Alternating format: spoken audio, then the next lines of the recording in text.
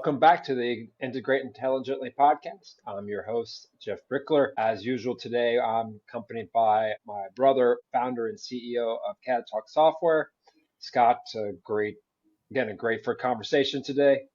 Good to be here. So, Scott, today I'm really excited about today because we don't have a guest today, but this really educational episode coming back from a background in education. I really love the opportunity to share what we do and what we know with others. And so today's episode, we're really going to deep dive, maybe even out of my depth, on manufacturing strategies, right? And how manufacturing companies work in terms of different approaches to different types of manufacturers, right? Now, I think before I came to CAD Talk and before I knew about manufacturing, I assumed that all manufacturers were the same. You manufacture stuff, right? Like what's the difference?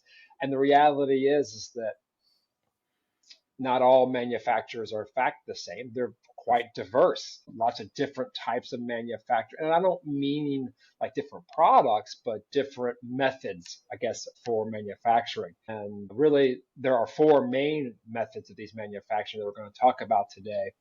We'll just talk about the foundations of those, how they work, and then what we have seen in relation to our customers and maybe even the evolution of CAD Talk from one type of manufacturing to others, right? Because I know since I've been here, we've seen different types of customers with different manufacturing, a lot of times mixed types of manufacturing. So Scott, you're going to be really the subject matter expert here. All of I've learned from manufacturing doesn't come from schooling or working in manufacturing like yourself. It comes from talking to customers and people like yourselves to learn about manufacturing. So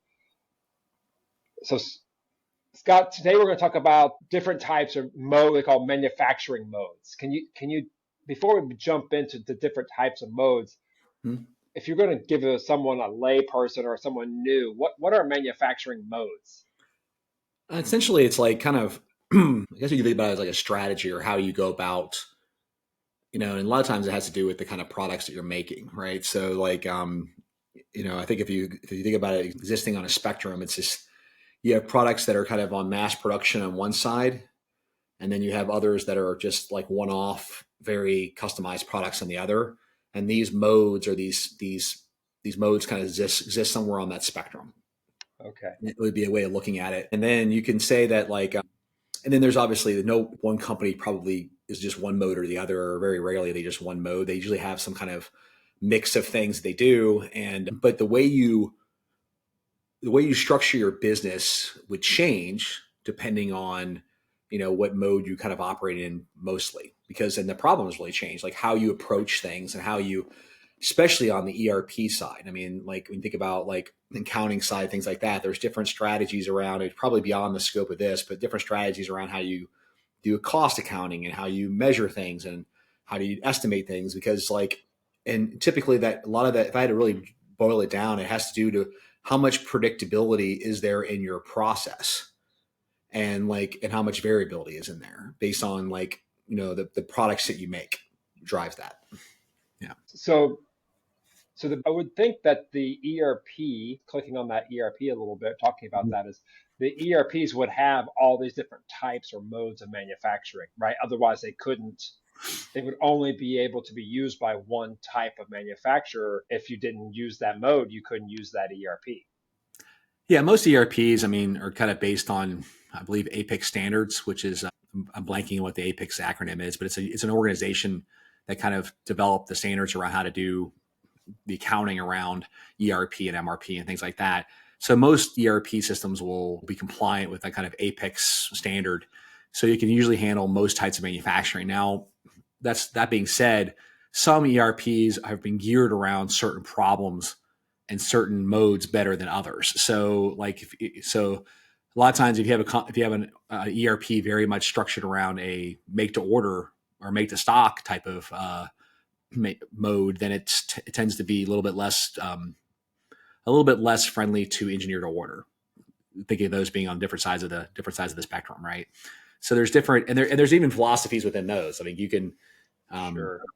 so we can get into more of that about that and how you approach it. So I think you touched upon a little bit about what modes are. I think you mentioned a couple of modes there. I remember when I first came to CAD Talk, I didn't even know what those things were. So I think it'd be good to define each of those modes. And so on my list here, on this, the first mode is what they call make to stock. So if I were not working in manufacturing, I would just assume that it means what it looks like it means. It means like you make something and you put it on a shelf.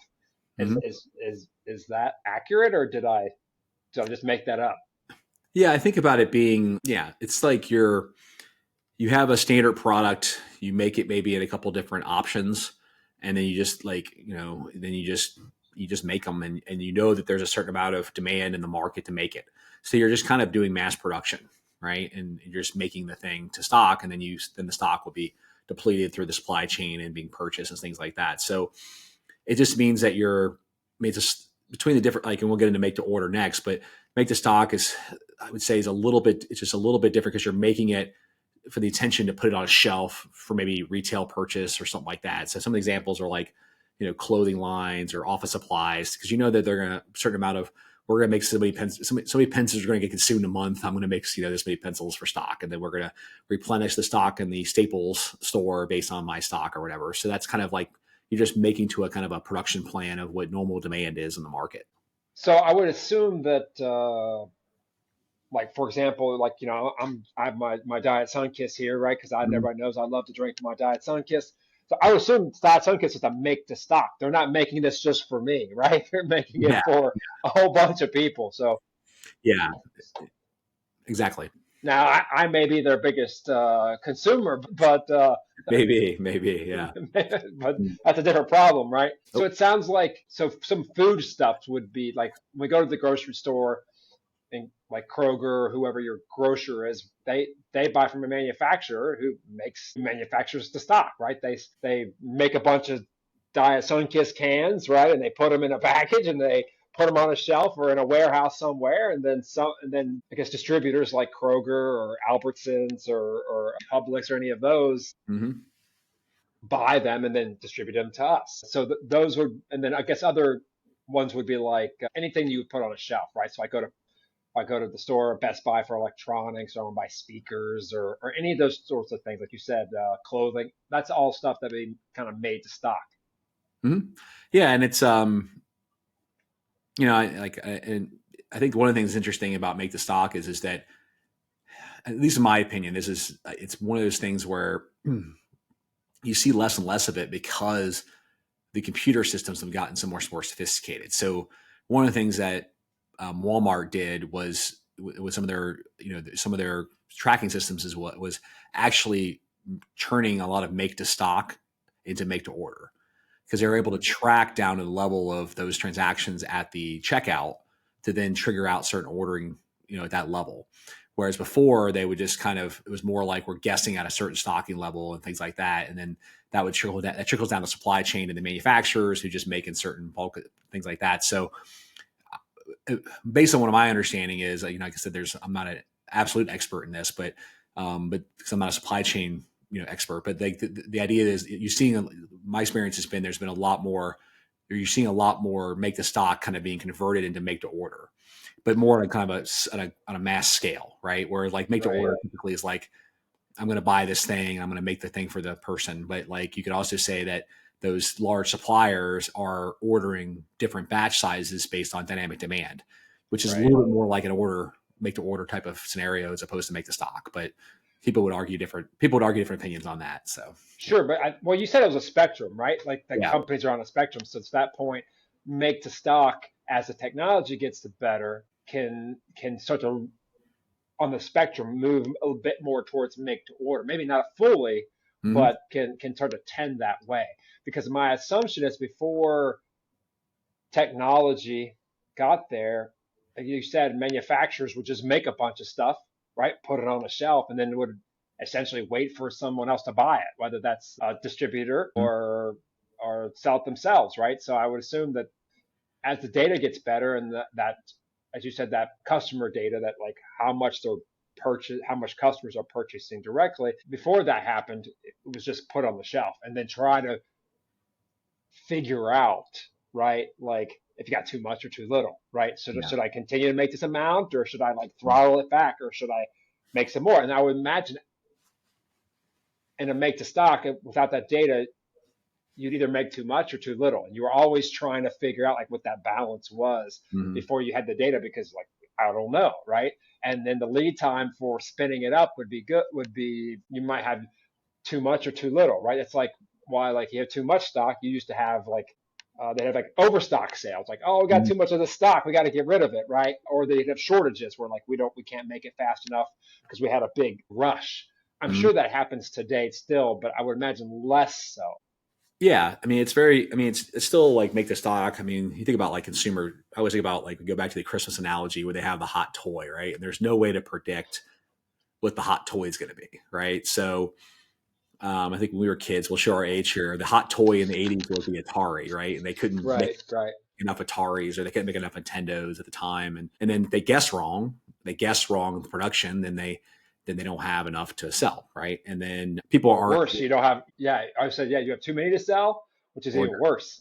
yeah, well, it could be worse. I mean, Right, depends on your perspective, but in your cost ratios, right? So like you can make a lot more, but if your cost is really low, then okay, you're yes, you made extra, but your margin, right, it depends on how much your gross margins are on the materials and stuff. It kind of drives that. But yeah, I mean, so the idea would be like, well, I'm going to guess, even there's no people they're not getting pre-orders necessarily for the Ataris, at least they weren't back then.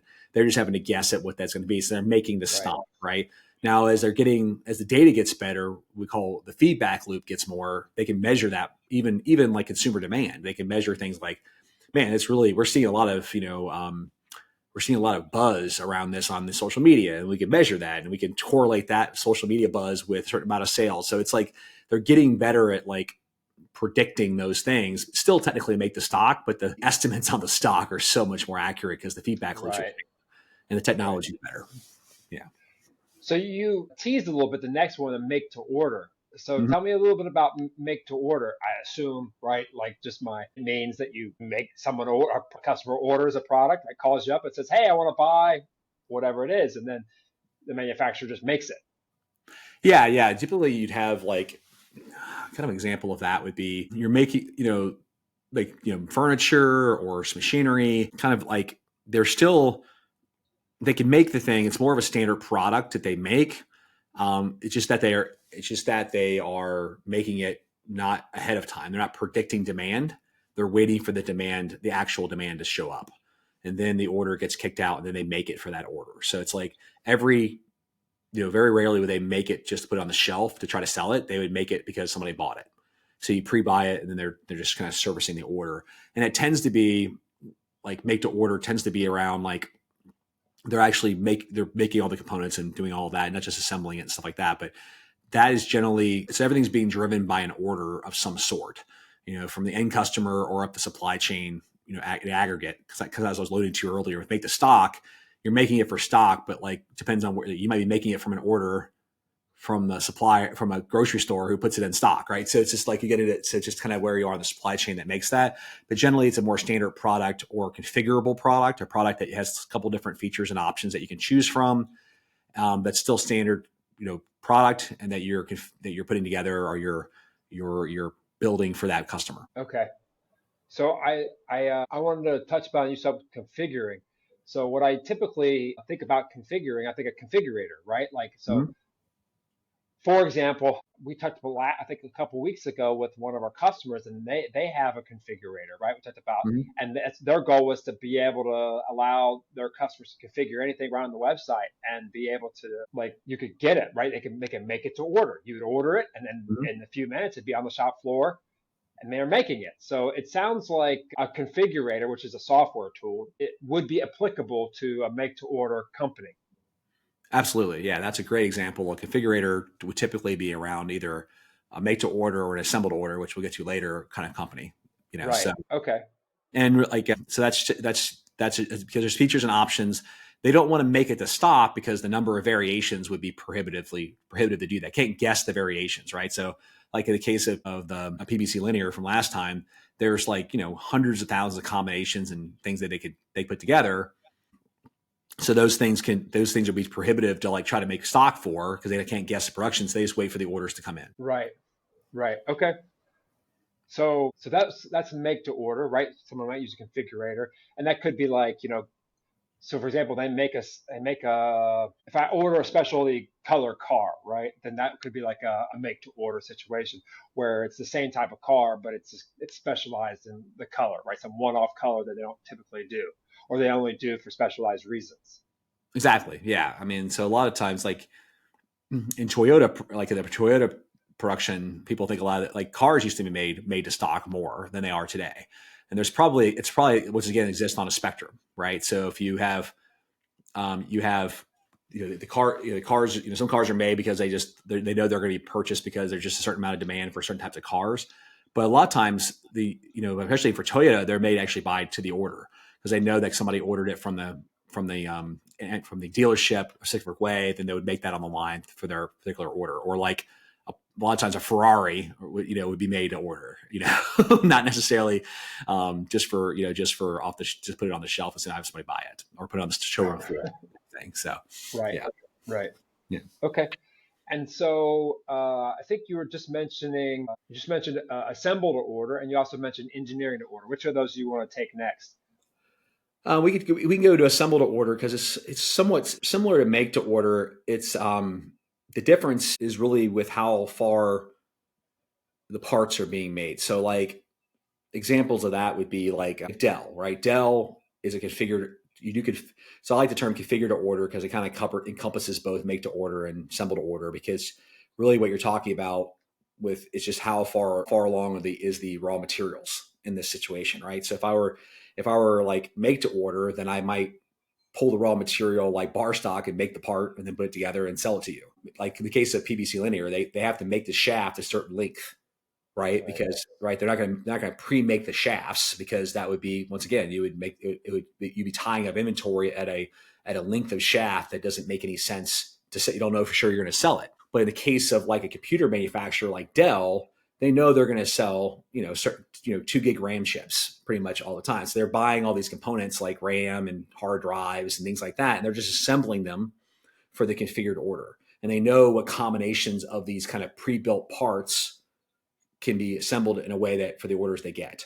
So that's more of an assembled order would be like a Dell, where a make to order would be more like our customer PVC linear, where they're actually making some of the parts. So it's just where the parts are and kind of in their supply chain, right? And their Right. all state. So, and the reason why you want to do that is because you can move faster assemble to order, right? If you have done the manufacturing and you can make a lot of different products with these kind of pre-built components, you can still deliver a pretty customizable, like a configured product, but in a lot less time because you're not spending metal and trying to make it. You could just take these pre-built components that have been manufactured ahead that you pull off of stock, and then you assemble them in a different way to get the end product. Right. So it sounds like manufacturers who are assembled to order focus really just on to the names to not to define, but to say the name, right? The name is assembled to order, that they just assemble. They order a bunch of components that are manufactured by someone else.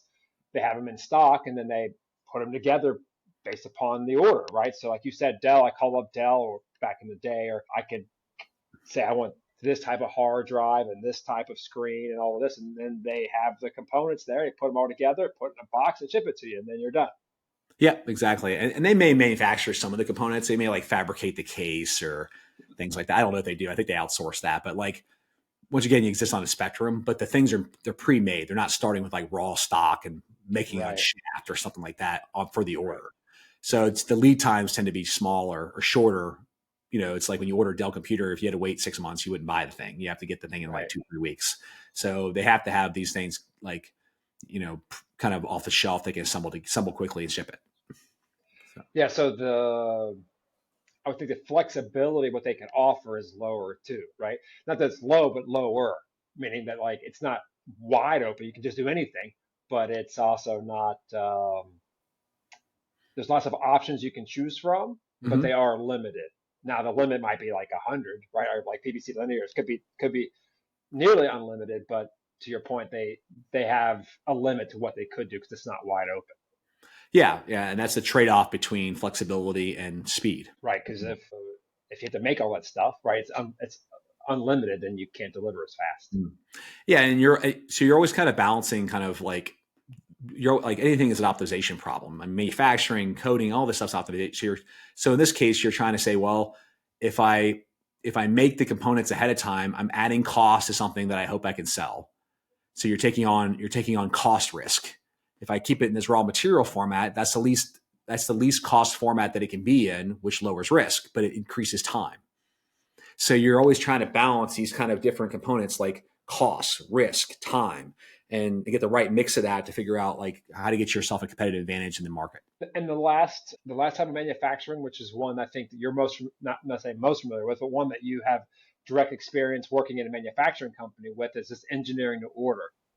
So, and I think this is where the idea of CAD Talk originally came out, although we've seen that idea even reach other areas. We'll talk about that in a bit, but like I really want to focus on like what is this engineering to order, and what does that look like?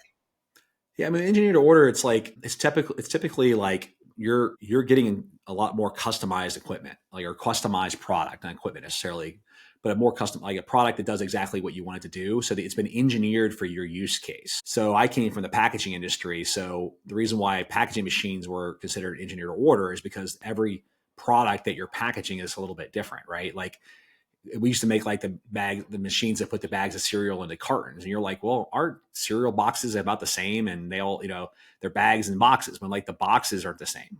Like they're, like different, like they're actually shaped in different ways, and they have different flaps and they're different sizes, and they have different, like even the colors, like, cause there's like the colors are certain places. So they have to do barcode. It's like all these things are in kind of slightly different than they were.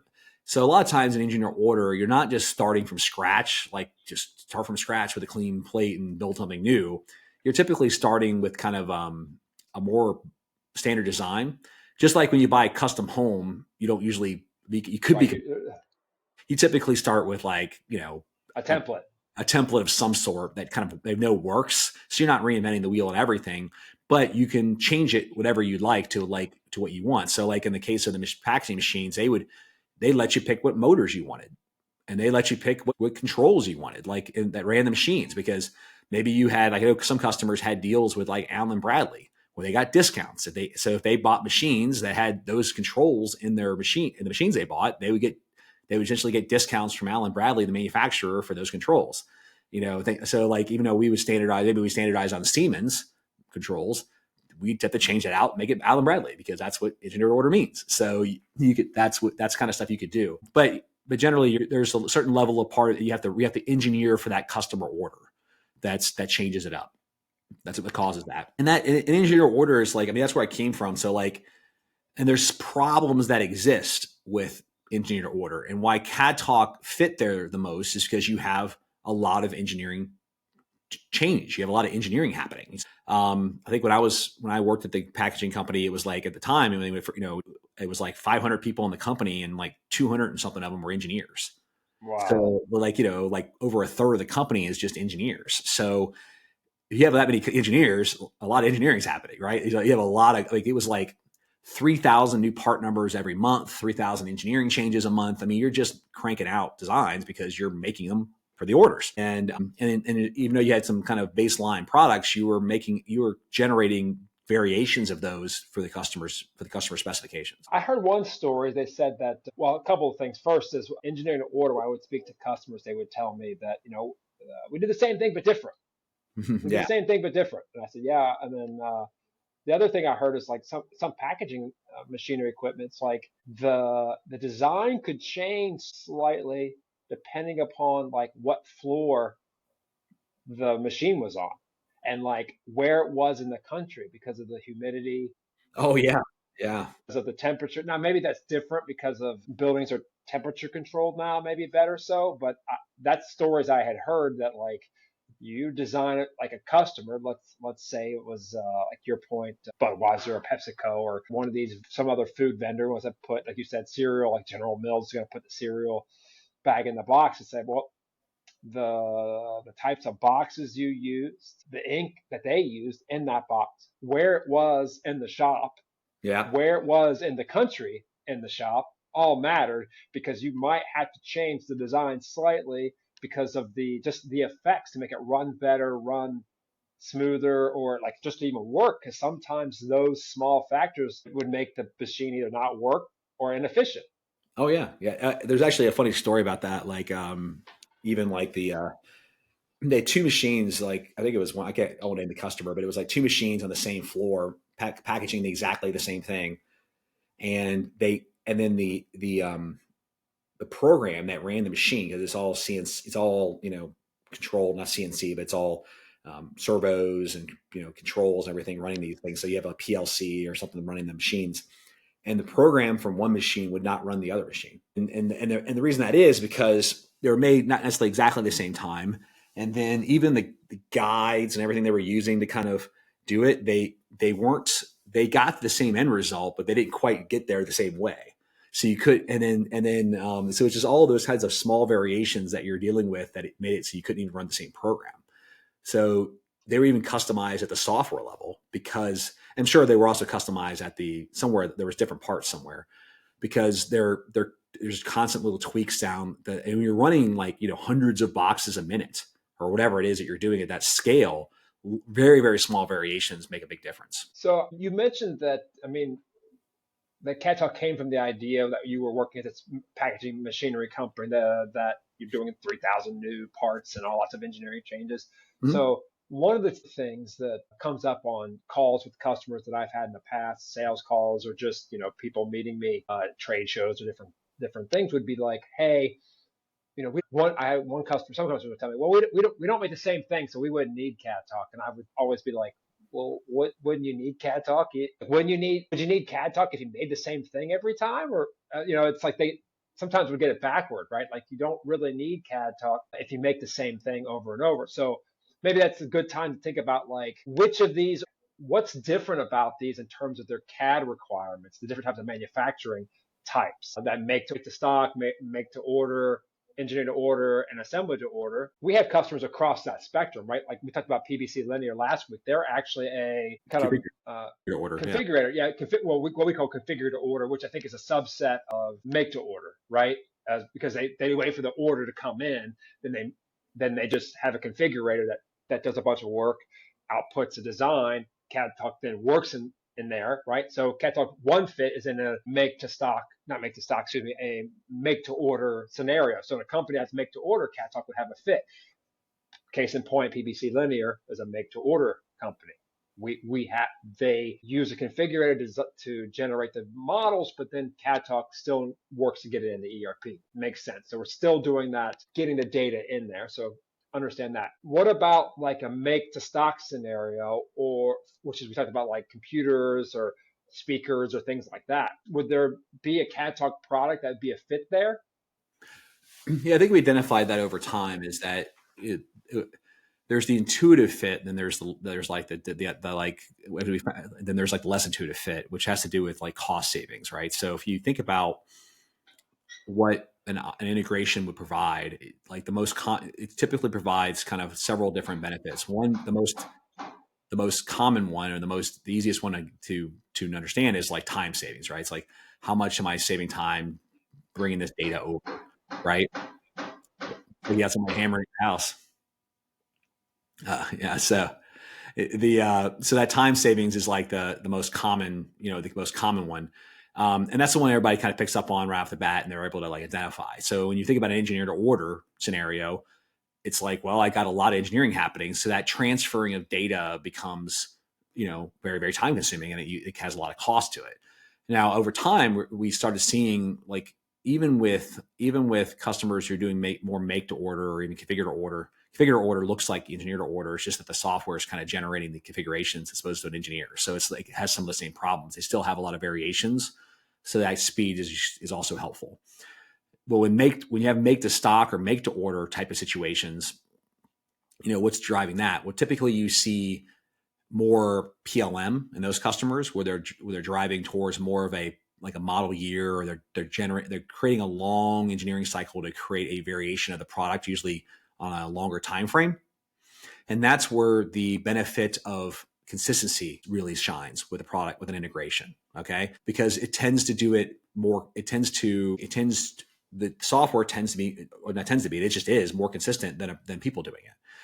And therefore it's faster to make, as they're kind of iterating on that during that stage and figuring out what that is, it's also the time and it's more consistent about the output of that. So people like the fact that the software consistently does that and it's accurate and consistent. Therefore, that's why people tend to like coming from the using CAD Talk for those or using an integration for those types of situations.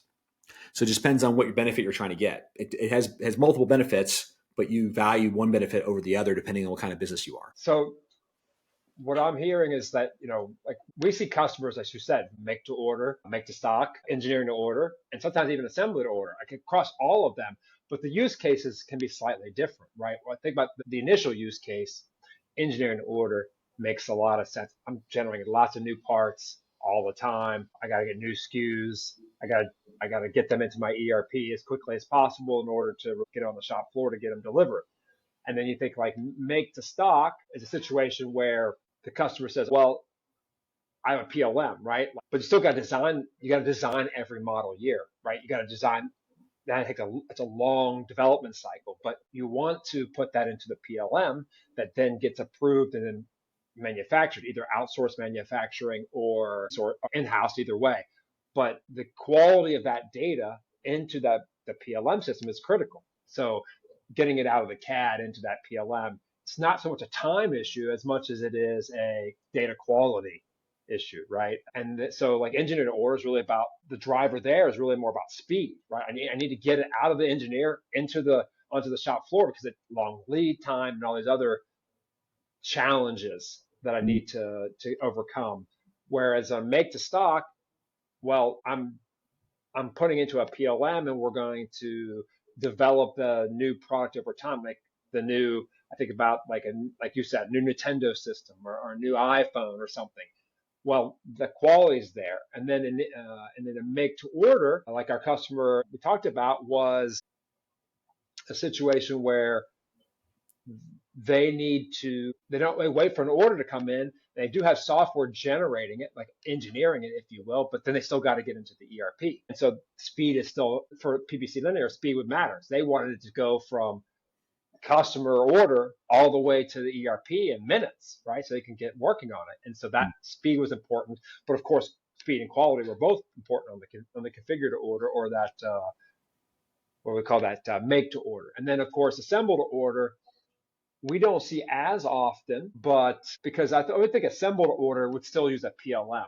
So I don't know what you were thinking there, but like if I think of like iPhones or those types of systems, they might still have a PLM where they're managing like at least the components, right, of a particular product. Yeah, they could. I mean, it just depends on what the PLM you could see, yes, with a kind of assemble to order product and things like that. And you typically also see configurators, right? So in assemble to order or in a make to order, you'd have configurators. You don't always have them, but you can. And then with the configurator, you generally have a bill of material being generated on the fly. So anytime you have a configurator, there's an opportunity for a completely unique bill of material to be generated. And if you have that completely unique bill of material needs to be transferred into an ERP somewhere along the line.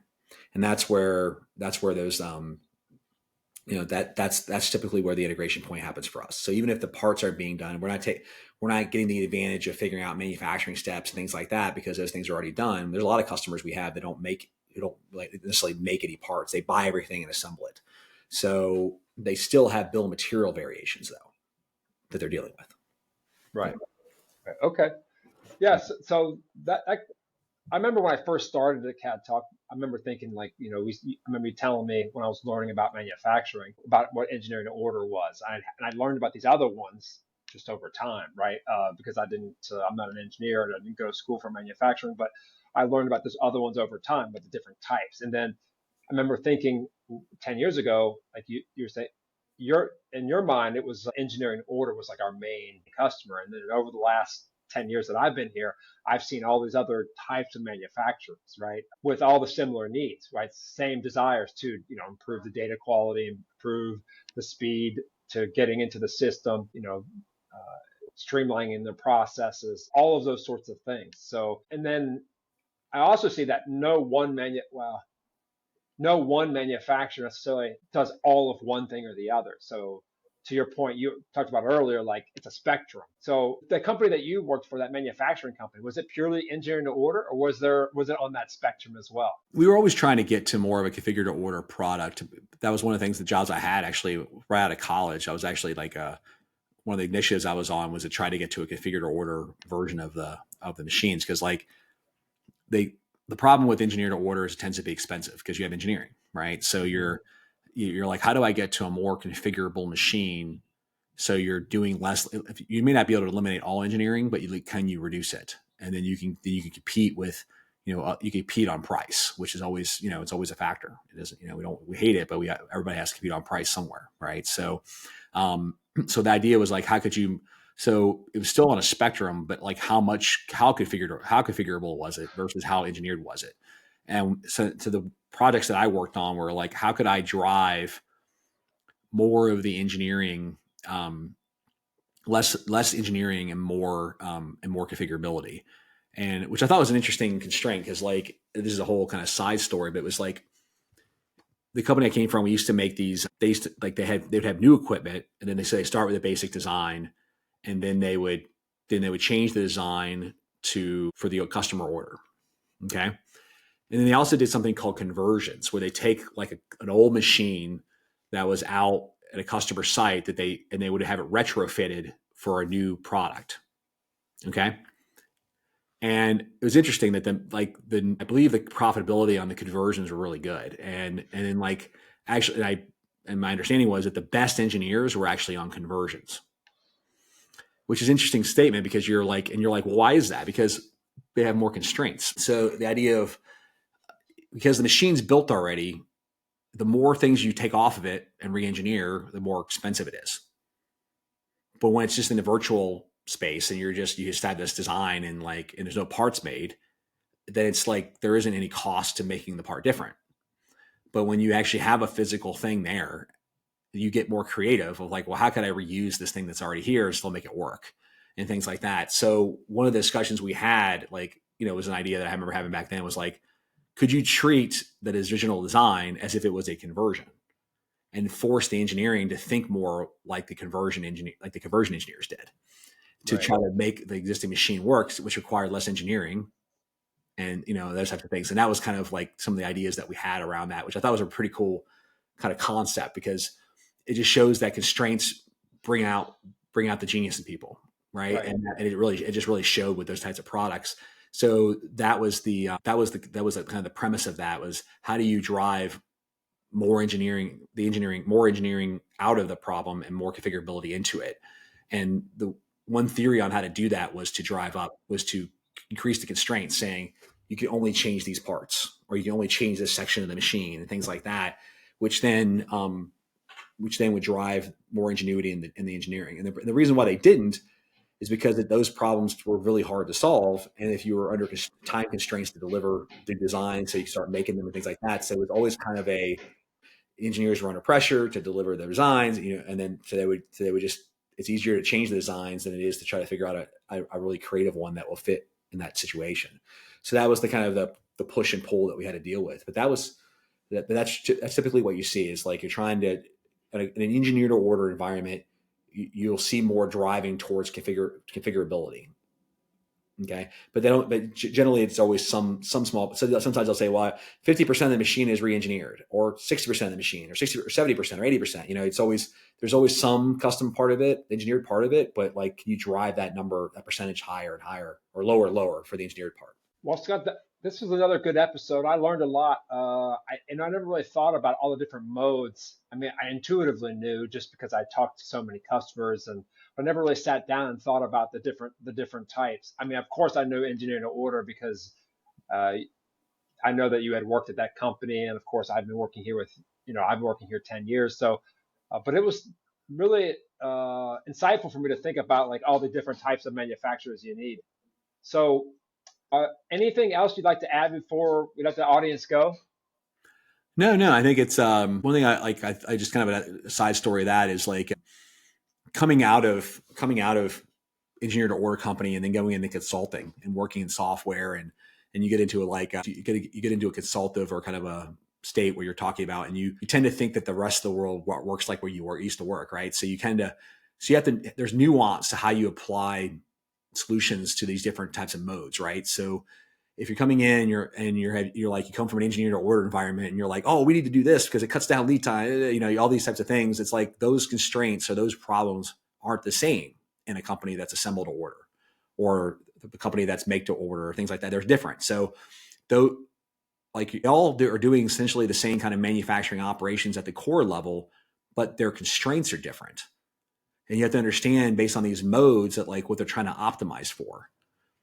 And if you know those nuances, then you know how to apply the right solutions at the right time. So that was I would think it was a really good lesson when I went from like working in a company to consulting and then ultimately to software. It really kind of fueled my like, oh, what is that customer is really optimizing for? What are they really what's the constraints they're dealing with? Yes, it's manufacturing. They may even be engineered to order, but the problem they have is that they had to be competitive in this market, or they got to deal with lead time, and you have to really understand that, and then this gives you a framework to which to think about. Yeah, that's a really good point. That's a good point for anyone talking to customers at a consultative, either an implementation or even during the sales process, to talk about like, what matters to them, right? Because it does change based upon what type of manufacturing they do, what kind of manufacturing they do, and what's most valuable to them. Because like you said, one size doesn't fit all. We tend to use our own experiences to drive people to certain things, but sometimes it's not the best solution. Mm-hmm. Exactly right. Well, thanks everybody again for listening. This was a great episode. I continue to learn more and more about manufacturing and manufacturers. So Scott, we'll have another episode next week, and look forward to talking to you again. Maybe have a guest or another educational episode. I encourage everybody to subscribe to the CAD Talk Integrate Intelligently podcast. Leave some comments. Your feedback if you're a manufacturer or if you're a consultant and you want to talk about working with manufacturing companies. Love to hear from you. If you want to be a guest on the podcast, feel free to reach out to us. Scott, anything else before we let the audience go? No, that sounds great. Okay, thanks a lot, guys.